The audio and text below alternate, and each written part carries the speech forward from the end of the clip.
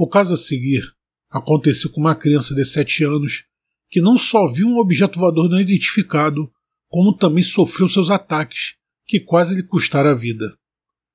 Este acontecimento tão extraordinário veio à tona em 2004 no programa de televisão espanhola Quarto Milênio, apresentado por Iker Jiménez. A vítima, Martín Rodríguez, que ficou conhecido como o Menino de Tordesilhas, afirma neste mesmo programa ter sido atacado por um UFO.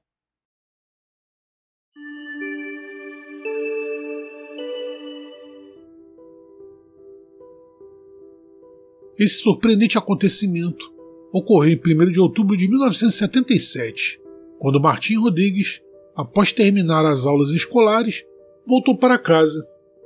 Assim que chega, ele come uma fatia de pão e sai correndo para brincar com os amigos de esconde-esconde. Martín e seu inseparável amigo Fernando correm como loucos em busca de um esconderijo onde não possam ser encontrados. Eles correm tanto que se afastam do bairro de São Vicente e acabam quase na periferia da cidade, perto de um antigo curral abandonado, localizado às margens de uma rodovia. Ao contornar o muro que rodeia a construção, Martín instintivamente pega uma pedra do chão e a joga por cima do muro. Inexplicavelmente, um rugido metálico que parecia vir do outro lado quebra o silêncio que dominava o campo aberto. Curiosos, os meninos se aproveitam do fato da cerca da casa ter caído para entrar. A luz da tarde já havia desaparecido e a escuridão da noite dominava o local. O lugar estava muito escuro, mas não havia como desistir agora. Eles seguiram para o local onde a pedra caiu. Ao cruzarem uma porta antiga, os meninos percebem que algo brilha ao fundo, junto à parede, uma luz misteriosa que ilumina aquela parte do curral. Eles olham para cima e seus olhos veem um objeto enorme que parecia ser feito de metal e que estava a apenas alguns metros deles. A nave media 3 metros de altura por 2 de largura e emitia um som ensurdecedor. O estranho artefato era composto por 2 enormes escotilhas de onde irradiavam luzes rosa e azuis. No meio do dispositivo metálico, uma porta fechada podia ser vista. Martín e Fernando perceberam uma densa fumaça branca saindo de um tubo que fazia parte de uma das laterais do aparelho. Suas 3 enormes pernas, cuja estrutura lembrava um andaime em zigue-zague, eram fortes o suficiente para suportar todo o peso do aparelho. Nesse mesmo momento, o som emitido pela nave começa a ficar cada vez mais agudo e intenso, e a gama de luzes que ela emite muda, adquirindo outras nuances. O dispositivo sobe em seu eixo e as poderosas pernas permanecem flutuando no ar, revelando grandes pontas que antes estavam no subsolo. Martín, um menino inquieto e nervoso, não pode se deixar de perguntar e descobrir o que é e se aproxima do objeto. Rapidamente, um poderoso raio de luz sai de dentro do aparelho e vai direto em direção ao seu abdômen.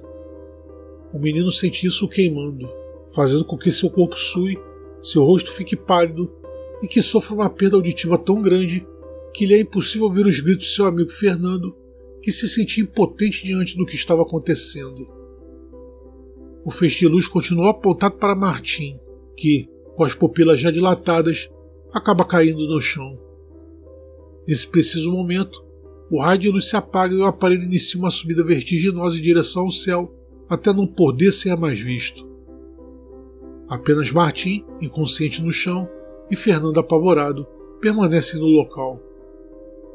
Martín posteriormente afirmou: "A sensação que tive foi de que havia algo dentro daquele objeto, algo que me deixou paralisado sem me permitir me mover.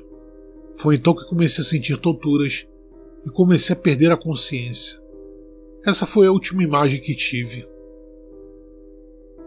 Poucos minutos depois, Fernando chegou ao bairro em busca de ajuda.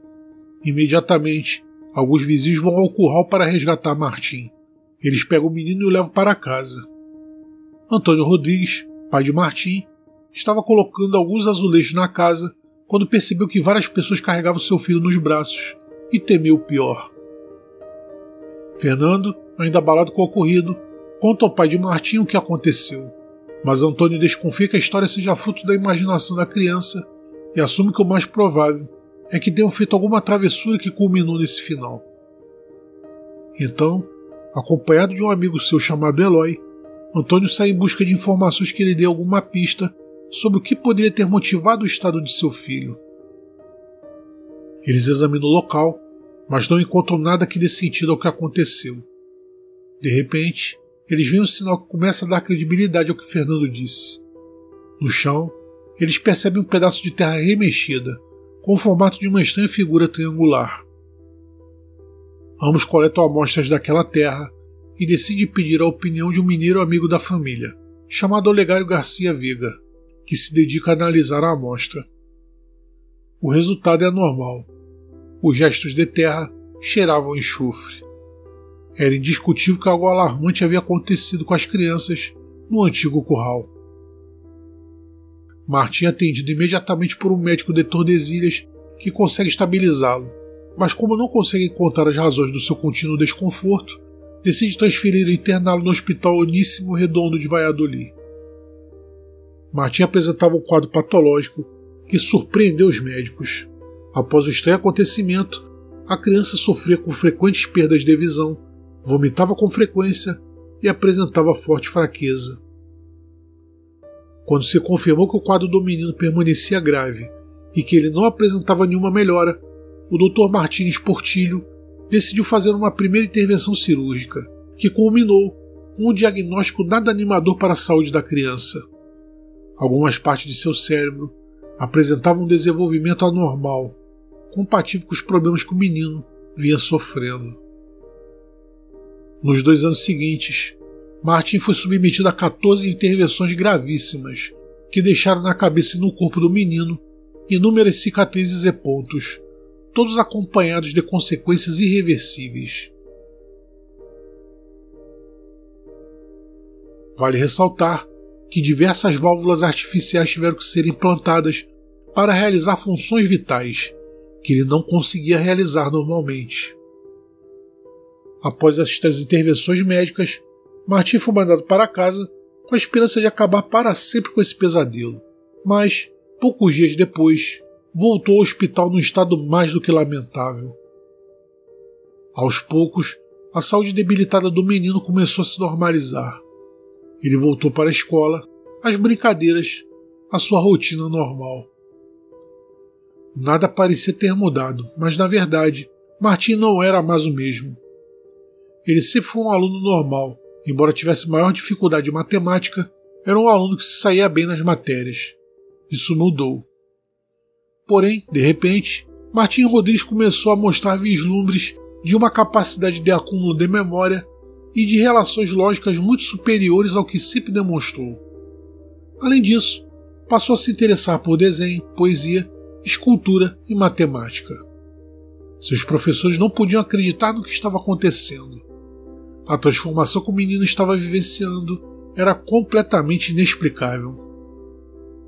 Alguns acreditavam ter visto uma explicação na radiação que ele poderia ter recebido no dia do seu encontro com aquele misterioso dispositivo, que deve ter produzido em seu cérebro o desenvolvimento de faculdades que estavam adormecidas, enquanto outros explicaram o fenômeno dizendo que, depois de estar prestes a morrer, independentemente da idade, as coisas não parecem mais como antes e a vida recupera todo o seu interesse.